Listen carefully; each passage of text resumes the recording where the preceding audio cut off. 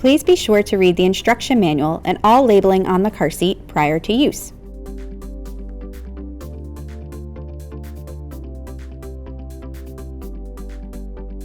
Unfold the load leg on the bottom of the base until it clicks in the down position and the indicator turns green.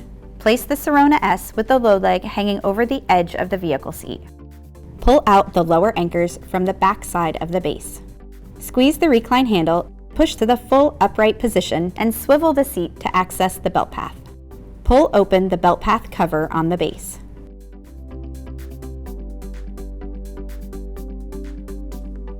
Squeeze the recline handle, push to the full upright position, lift and position the EasyLock handle to expose the belt tensioner. Slide the orange button on the belt tensioner, then move the EasyLock handle toward the car seat and pull up to open the belt tensioner.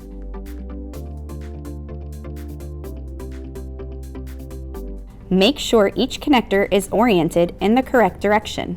Attach each lower anchor connector to the corresponding vehicle anchors. You should hear a click to know they are secure. Pull tail of lower anchor strap to remove slack. Place belt tensioner over the lower anchor strap.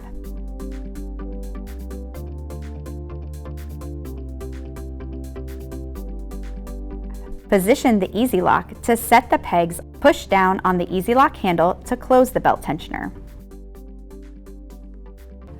Reattach the belt path cover.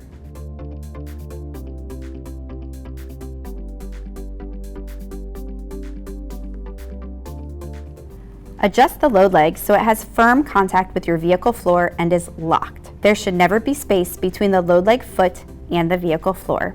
Check for tightness by grabbing the car seat at the belt path and make sure there is no more than 1 inch of movement.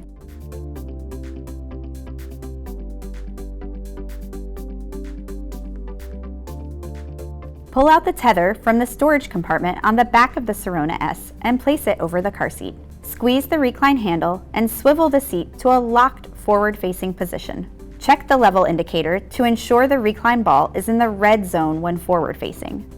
Locate the vehicle tether anchor and attach the Sirona S tether hook to the vehicle's tether anchor. Pull the tether strap to tighten. If installing next to a vehicle door, extend the linear side impact protection device.